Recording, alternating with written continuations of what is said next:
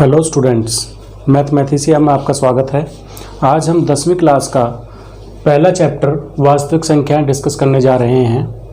और यदि आप टाइम टू टाइम वीडियोस में दी गई इंस्ट्रक्शंस को फॉलो करोगे तो ये पक्का है कि आप बोर्ड की कक्षा में बहुत अच्छे अंक लेके आने वाले हैं। चलिए स्टार्ट करते हैं वीडियो। वास्तविक संख्याएँ। वास्तविक संख्याओं को इंग्लिश में हम रियल नंबर्स बोलते हैं। अब ये रियल नंबर्स आए कहाँ से, वास्तविक संख्याएं आई कहाँ से? इससे पहले की क्लासेस में आप पढ़ चुके हैं। सबसे पहले आपने सीखी थी प्राकृत संख्याएं, जिनको हम नेचुरल नंबर्स बोलते थे।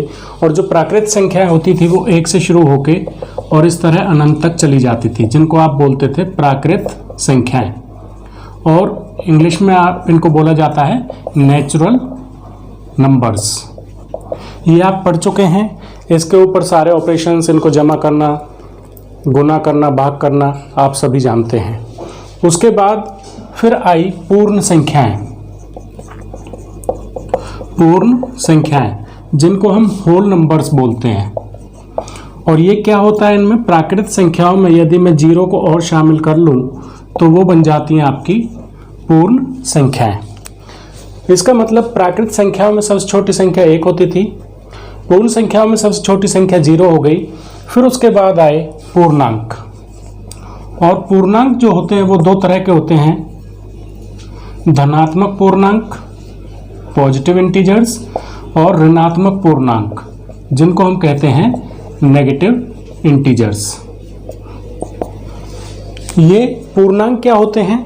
अगर पूर्ण संख्याओं के अंदर हम नेगेटिव नंबर्स को और ऐड कर दें, मान लो यहाँ पे -3, -2, -1, 0, 1, 2 और इस तरह से अनंत तक, और ये इस तरह से अनंत तक, तो ये आपके हो जाते थे पूर्णांक। उसके बाद हमारी आई परिमेय संख्याएं, रैशनल नंबर्स। और परिमेय संख्याओं में क्या होता था, जैसे 3/4, 2/3, तो ये सारी हमारी कहलाती थी परिमेय संख्याएं। कोई भी ऐसी संख्या जिसको P/Q की फॉर्म में लिख सकते थे और जहाँ पे Q बराबर ना हो 0 के, उनको हम क्या कहते थे, परिमेय संख्याएं। ये हो जाती थी आपकी परिमेय संख्याएं। उसके बाद अपरिमेय संख्याएं। और अपरिमेय संख्याएं क्या होती थी, जैसे वर्गमूल 3 हो गया, वर्गमूल 2 हो गया, वर्गमूल 5 हो गया, इनको हम कहते थे अपरिमेय संख्याएं। यानी इनको P/Q की फॉर्म में नहीं लिखा जा सकता।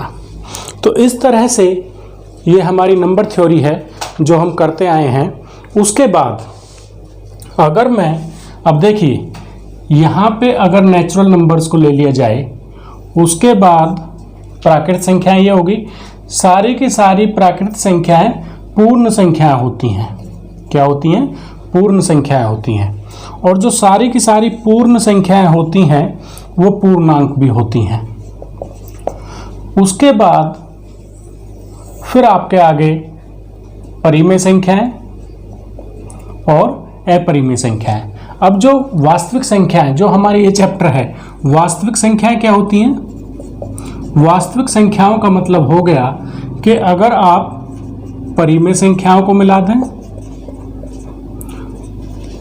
और परिमेय संख्याओं में अपरिमेय संख्याओं को मिला दें तो वो आपकी बन जाती हैं वास्तविक संख्याएं। यानी जो वास्तविक संख्याएं होगी वो कॉम्बिनेशन हो गया परिमेय संख्या और अपरिमेय संख्याओं का। तो स्टूडेंट्स, अब तक हमारी यात्रा वास्तविक संख्याओं पर पहुंच गई है कि वास्तविक संख्याएं होती क्या हैं। हमने प्राकृत संख्याओं से शुरू किया था, फिर पूर्ण संख्या, पूर्ण संख्या के बाद पूर्णांक, पूर्णांक के बाद परिमेय, अपरिमेय, और उसके बाद हम वास्तविक संख्याओं पर पहुंच गए थे। यानी वास्तविक संख्याएं क्या होती हैं ये हमें समझ आ गया। इसके बाद कुछ और इस चैप्टर के अंदर चीजें आएंगी, जैसे भाज्य संख्याएं, अभाज्य संख्याएं और एक आपका आएगा महत्तम समापवर्तक और एक आएगा लघुत्तम समापवर्त्य। तो ये चारों चीज़ें अब हमें सीखनी है। सबसे पहले भाज्य संख्याएं। भाज्य संख्याओं को हम बोलते हैं कंपोजिट नंबर्स। क्या बोलते हैं? Composite numbers. और अभाज्य संख्याओं को हम बोलते हैं प्राइम नंबर्स। अब देखिए आपको टिपिकल शब्द लगते हैं देखने सुनने में ही, लेकिन वैसे हम इन सभी को जानते हैं। भाज्य संख्याएं क्या होती हैं? कोई भी जो संख्या है, मान लो मैंने 8 लिया, अब ये 8 कितनी संख्याओं से भाग होती है? तो 8 कोई भी संख्या जो होगी वो 1 से भाग होगी और खुद से भाग होगी, यानी 2 तो उसके भाजक होंगे ही होंगे हर हालत में। तो इस तरह से 8 का 1 हो गया और 2 हो गया, ये इसके क्या हो गए? गुणनखंड हो गए। इसके बाद 2 से भी ये पूरा पूरा भाग होता है, 4 से भी पूरा पूरा भाग होता है। तो इसके जो भाजक हो गए, फैक्टर्स हो गए, वो कितने हो गए? 1 2 3 4, टोटल 4 हो गए। तो कोई भी ऐसी संख्या जिसके भाजक 2 से ज़्यादा हों, मैंने बताया हर संख्या के भाजक जो होते हैं कम से कम 2 होते हैं, एक वो खुद संख्या और एक। उसके बाद यदि इन 2 के अलावा वो किसी तीसरी संख्या से पूरा पूरा भाग हो जाए तो उसको हम कहते हैं भाज्य संख्याएं, कंपोजिट नंबर्स। उसके बाद आई आपकी अभाज्य संख्याएं। अब जैसा कि हमने पहले बताया था, मान लो मैंने लिया 17, अब 17 को हम भाग करेंगे तो 1 से भाग होगा और 17 से होगा। इसके अलावा और कोई ऐसी संख्या नहीं है जिससे 17 पूरा पूरा भाग होता हो। तो इसके भाजक कितने हो गए? 2 हो गए, इसलिए हम इसको कहेंगे अभाज्य संख्या। अब क्वाइट क्लियर हो गया आपको? यानी कोई भी संख्या खुद से और 1 से तो भाग होती है, उसके अलावा किसी और से भाग हो जाए तो भाज्य संख्या हो जाएगी। यदि किसी और से भाग ना हो 1 से और खुद के अलावा, तो वो आपकी बन जाती है अभाज्य संख्या। स्टूडेंट्स, अब जो टर्म्स यूज होंगे इस चैप्टर के अंदर वो है महत्तम समापवर्तक और लघुत्तम समापवर्त्य। पहले आप करते आए हैं, लेकिन फिर से मैं आपको रिवाइज करा देता हूँ। महत्तम समापवर्तक होता क्या है? संख्याओं में प्रत्येक उभयनिष्ठ, उभयनिष्ठ कहते हैं कॉमन को। अभाज्य, अभी हमने सीखा अभाज्य क्या होते हैं, संख्या या गुणनखंड को बोलो एक ही बात है। उभयनिष्ठ अभाज्य गुणनखंड की सबसे छोटी घात का गुणनफल, उनको हम कहते हैं महत्तम समापवर्तक, किन्हीं 2 3 और 4 संख्याओं का।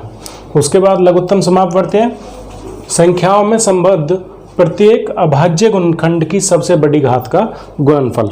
चलिए, बहुत ही टिपिकल हिंदी आपके लिए हो गई होगी, मैं इनको सिंपल भाषा में आपको समझाता हूँ। महत्तम समापवर्तक, इसको हम कहते हैं HCF, जो कि हमें निकालना है इस चैप्टर के अंदर। HCF का मतलब होता है हाईएस्ट, H का मतलब है हाईएस्ट, C का मतलब कॉमन, जो वहाँ पे उभयनिष्ठ लिखा हुआ था, और F का मतलब फैक्टर, जो वहाँ पे गुणनखंड लिखा हुआ था। उसके बाद LCM को हम कहते हैं, लघुत्तम समापवर्त्य को हम कहते हैं LCM। L मतलब लोएस्ट, कॉमन, और यहाँ पे आ गया मल्टीपल। अब देखिए, इनसे आपको बहुत आसानी से समझ आ जाएगा। जो HCF होता है हाईएस्ट, हाईएस्ट माने सबसे बड़ा, महत्तम जो शब्द लिखा हुआ था, महत्तम का अर्थ होता है सबसे बड़ा। कॉमन मतलब उभयनिष्ठ, फैक्टर मतलब गुणनखंड। अर्थात कोई भी हमने 2 या 3 संख्याएं ले रखी हैं और उनमें कैसा होना चाहिए? वो सबसे बड़ा होना चाहिए, कॉमन होना चाहिए, और उन सभी का वो गुणनखंड होना चाहिए। उसको हम कहते हैं HCF। देखिए कैसे, मान लो मेरे पास संख्या है 8 और ये ले लिया मैंने 24, ये 2 संख्या ले ली मैंने, और मैं चाहता हूँ कि इनका महत्तम समापवर्तक मैं निकालूं। तो क्या लेंगे? सबसे पहले हमें इनके फैक्टर्स लिखने हैं। फैक्टर मतलब जैसे हम पीछे अभी ज्ञात कर रहे थे, फैक्टर का मतलब जिससे पूरा पूरा भाग होता है। तो 8 किस किस से पूरा भाग होगा? 1 से, और 8 से तो होगा ही होगा, ये मैं आपको पहले बता चुका हूँ। क्योंकि कोई भी संख्या 1 से और खुद से भाग होती है। उसके बाद 8 जो होता है वो 2 से भी पूरा भाग होता है और 4 से भी पूरा भाग होता है। तो 8 के जो फैक्टर्स हैं, जो गुणनखंड है, वो हो गए 1 2 4 और 8। उसके बाद इसी तरह से 24 के हम फैक्टर्स लिख लेते हैं। 24 के फैक्टर 1 और 24। दूसरे तरीके से मैं इसको और बता देता हूँ आपको। यदि दोनों संख्याओं को गुना करने पर, ये जो मैंने फैक्टर लिए हैं, 1 को 8 से गुना करूंगा तो 8 आ जाएगा, 2 को 4 से करूंगा तो 8 आ जाएगा। फैक्टर का मतलब यदि उन दोनों को हम आपस में मल्टीप्लाई करते हैं, गुना करते हैं, तो वही संख्या आनी चाहिए। जैसे 1 गुना 24 24, तो ये इसके दोनों फैक्टर हो गए। उसके बाद यहाँ लिया मैंने 2 से पूरा पूरा भाग होता है, तो यहाँ पे आ जाएगा 12, क्योंकि 12 दूनी 24। उसके बाद 3, यहाँ पे आ जाएगा 8, क्योंकि 3 अट्ठे 24। उसके बाद 4 और यहाँ पे आ जाएगा आपका 6। इस तरीके से ये हमारे 24 के फैक्टर हो गए। कौन कौन से? 1 2 3 4 6 8 12 और 24। तो ये इन दोनों के हमने फैक्टर्स निकाल लिए। अब इसका HCF अगर हमें ज्ञात करना है तो कैसे करेंगे? इनमें क्या होना चाहिए? हाईएस्ट होना चाहिए, मतलब बड़े से बड़ा होना चाहिए। कॉमन भी होना चाहिए, मतलब दोनों में होना चाहिए, और वो फैक्टर भी होना चाहिए। तो ये भी फैक्टर है, ये 8 के फैक्टर हैं, ये 24 के फैक्टर हैं। अब देखिए, एक इसमें भी है, इसमें भी है, लेकिन ये क्या है? सबसे बड़ा नहीं है। यहाँ पे फिर 2 इसमें भी है, इसमें भी है, लेकिन ये भी सबसे बड़ा नहीं है। 4 यहाँ पे है, यहाँ पे भी है, लेकिन ये भी सबसे बड़ा नहीं है। अब इसमें सबसे बड़ा है 8, और यहाँ पे क्या है? 8 के बाद 12 है, 24 है, लेकिन 12 या 24 इसका HCF नहीं हो सकता, इसका महत्तम समापवर्तक नहीं होता। हो सकता है क्या होगा? 8 होगा, क्योंकि 8 जो है दोनों में है। दोनों का मतलब ये क्या हो गया?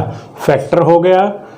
कॉमन उभयनिष्ठ है, दोनों में है, और हाईएस्ट है, इससे बड़ा कोई नहीं है। तो इस तरह 8 और 24 का जो HCF होगा, महत्तम समापवर्तक होगा, वो 8 होगा। ये सिंपलेस्ट वर्ड्स में मैंने आपको समझा दिया है कि HCF हमें कैसे निकालना होता है।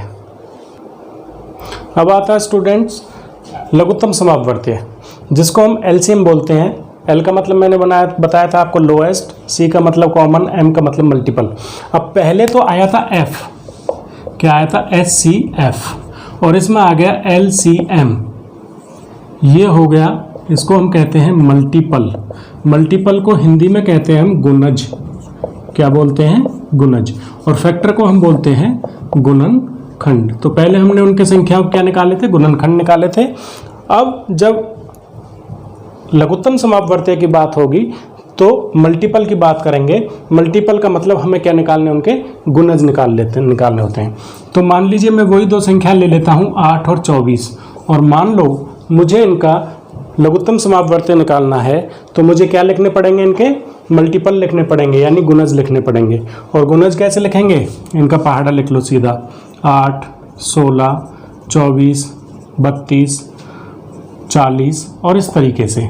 इसी तरह से 24 का 24 एकम 24, 24 दूनी 48, 24 तिया 72, 24 चौके 96, और इस तरीके से। अब हमें निकालना है लोएस्ट हो। सबसे पहली कंडीशन क्या है? सबसे छोटा हो, लोएस्ट। कॉमन हो, दोनों में आता हो, और मल्टीपल हो यानी गुणज हो। तो देखिए 8 इसमें है लेकिन इसमें नहीं है, तो ये तो LCM हो नहीं सकता। 16 इसमें है, उसमें है ही नहीं। यहाँ पे 24 है, यहाँ भी 24 है। अब देखो, अगर हम आगे चलेंगे, हम इसमें इसके और गुणज लिखेंगे तो बहुत सारे कॉमन आते चले जाएंगे, लेकिन हमें उन्हें नहीं देखना है। हमें किसको देखना है? लोएस्ट, सबसे छोटे को देखना है।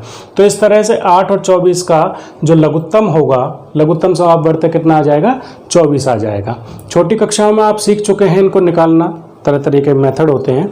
यहाँ पे मैंने आपको सिंपलेस्ट बता दिया कि किस तरीके से हम इनको जज कर सकते हैं। इस चैप्टर का एक और इम्पोर्टेंट कॉन्सेप्ट है स्टूडेंट्स, वो क्या है? हम पहले कक्षाओं में पढ़ चुके हैं। अगर हमारे पास दो संख्याएं हैं, पहली संख्या गुना दूसरी संख्या, अगर हम दो संख्याएं हैं उन दोनों को गुना करें आपस में, तो वो बराबर होता है उन संख्याओं का जो लघुत्तम समापवर्तीय होता है और उनका महत्तम समापवर्तक। यानी लघुत्तम समापवर्तीय को महत्तम समापवर्तक से गुना करते हैं तो वो पहली संख्या गुना दूसरी संख्या, दोनों संख्याओं के गुणनफल के बराबर होता है। ये भी हम इस चैप्टर के अंदर, इस कॉन्सेप्ट को भी हम यूज़ करने वाले हैं।